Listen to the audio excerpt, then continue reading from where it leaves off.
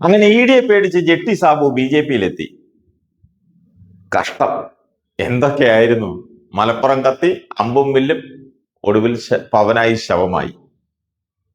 കൂടെയുള്ളവരെല്ലാം ഉപേക്ഷിച്ച് കോൺഗ്രസിൽ ചേർന്നു. ഇനി 2020-യിൽ ജെട്ടിയും ജോലിക്കാരായ കുറച്ച് ബംഗാളികളും മാത്രം. BJP ബന്ധത്തിൽ പ്രതിഷേധിച്ച് 2020-യുടെ മുൻ ബ്ലോക്ക് പഞ്ചായത്ത് പ്രസിഡന്റ് അടക്കം ഒട്ടുമിക്ക ജനപ്രതിനിധികളും നേതാക്കളും രാജിവെച്ചു.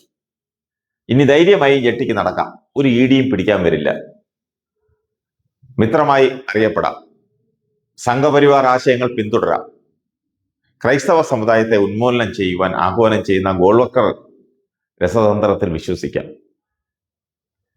ജെട്ടി പുത്തൻകുരിശിലും കോലഞ്ചേരിയിലും ഒക്കെ പറഞ്ഞു നടന്നത് 2020 ഒരു ക്രൈസ്തവ സമുദായത്തെ പ്രതിനിധീകരിക്കുന്നു എന്നായിരുന്നു. താൻ രക്ഷകനാണെന്നും സമുദായത്തിന് വേണ്ടി പ്രവർത്തിക്കുകയാണെന്നും തട്ടിവിട്ടിരുന്നു. പാതിരിമാരെയും കന്യാസ്ത്രീമാരെയും പച്ചയ്ക്ക് കത്തിച്ച ക്രിസ്മസ് ആഘോഷം ദേശവിരുദ്ധമാണെന്ന് പ്രചരിപ്പിക്കുകയും കരോൾ സംഘത്തിന് നേരെയും പള്ളികളിലെ അൾത്താരയ്ക്ക് നേരെയും അക്രമം അഴിച്ചുവിട്ട സംഘപരിവാറിന്റെ കൊടിക്കീഴിലേക്ക് ക്രിസ്ത്യാനികൾ പോകുമെന്ന് ജെട്ടി സാബു കരുതുന്നുണ്ടെങ്കിൽ അത് ചരിത്രപരമായ വിഡ്ഢിത്തമെന്നേ പറയുവാനുള്ളൂ. മണിപ്പൂരിലടക്കം രാജ്യത്തിൽ അങ്ങോളം ഇങ്ങോളം ക്രൈസ്തവ സമുദായത്തിനെതിരെ സംഘപരിവാർ ശക്തികൾ നടത്തുന്ന ആക്രമണങ്ങളിൽ ജെട്ടിക്ക് ഒരു ദുഃഖവും ഇല്ല എന്നതാണ് ഇതിനെ കാണേണ്ടത്. 2020 മുതലാളിയുടെ കിറ്റും പച്ചക്കറിയും കൊടുത്തുള്ള ജനവഞ്ചനയും BJP-യുടെ കോർപ്പറേറ്റ് പവറും കേന്ദ്ര സ്വാധീനവും കൂട്ടിച്ചേർത്ത് കേരളത്തിലെ ജനതയെ വിലക്കെടുക്കാനുള്ള തന്ത്രമാണ് പയറ്റാൻ പോകുന്നത്. RSSന്റെ ഏജന്റായിട്ടാണ് 2020 ആദ്യഘട്ടം മുതൽ തന്നെ പ്രവർത്തിച്ചത്. മനസ്സിലാക്കണം. പച്ചില കാട്ടി അറവുശാലയിലേക്ക് ആടുകളെ നയിക്കുന്ന കശാപ്പുകാരനെ പോലെ സാധാരണക്കാരായ ജനങ്ങളെയും ന്യൂനപക്ഷ ജനസമൂഹത്തെയും വേട്ടക്കാരൻ എറിഞ്ഞുകൊടുത്ത ചാരനായി ജെട്ടി സാബു മാറിയിരിക്കുകയാണ്. മോഹനസുന്ദര വാഗ്ദാനങ്ങൾ നൽകി ജനങ്ങളുടെ വോട്ട് നേടി വിജയിച്ച ജനപ്രതിനിധികളെ വഴിയിൽ തള്ളിയിരിക്കുന്നു. തന്റെ വ്യവസായം കരുപിടിപ്പിക്കുന്നതിന് വേണ്ടി ഏത് വഞ്ചനയും നടത്താൻ മടിയില്ലെന്ന് ജെട്ടി സാബു തെളിയിച്ചിരിക്കുകയാണ്. ഈ ജനവഞ്ചനയ്ക്ക് കുന്നത്ത് നാട്ടിലെയും മറ്റു മണ്ഡലത്തിലെയും ജനങ്ങൾ മറുപടി നൽകും. BJP മതേതര പാർട്ടിയല്ല, വർഗീയതയാണ് അവരുടെ തുറുപ്പ് ചീട്ടെന്ന് വ്യക്തമായി അറിയാവുന്നവരാരും ആ പാർട്ടിയിലേക്ക് പോകില്ല. മോദിയും അമിത്ഷായും വികസനം മറയാക്കി രാജ്യത്തെ കൊള്ളയടിക്കുകയാണ്.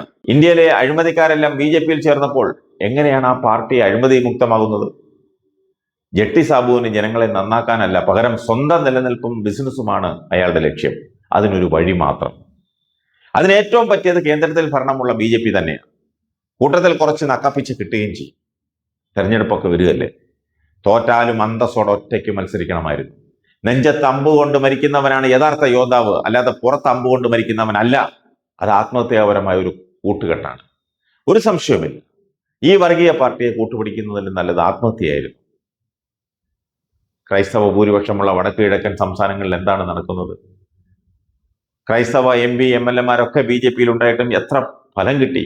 മണിപ്പൂരിലെ ക്രിസ്ത്യാനികൾക്ക് നീതി ലഭിച്ചോ? പാലം കയറുവോളം നാരായണ നാരായണ, കയറിക്കഴിഞ്ഞാൽ കൂരായണ കൂരായണ. ഇതാണ് ഇന്ന് വരെ BJP കാണിച്ചിരിക്കുന്നത്. സംഘടനയിൽ ഒരാലോചനയും നടത്താതെയാണ് ജെട്ടി BJP-യുമായി സഖ്യമുണ്ടാക്കിയത്. മാസങ്ങൾക്ക് മുമ്പ് ആരംഭിച്ച തിരക്കഥയുടെ ഭാഗമാണ് സഖ്യം. സബ്സിഡിയുടെ പേരിൽ ലോയൽറ്റി കാർഡിൽ ജാതിയും മതവും തിരിച്ച് വിവരങ്ങൾ ശേഖരിച്ചത് ഇതിന്റെ ഭാഗമായിരുന്നു. അങ്ങനെയാണ് ഉന്നത നാട്ടുകാർ പറയുന്നത്. ഉന്നത നാട്ടിലെ പാവങ്ങളെ BJP-ക്ക് അടിയറ വയ്ക്കാനുള്ള നീക്കം അവിടുത്തെ ജനങ്ങൾക്ക് അംഗീകരിക്കാനാവില്ല.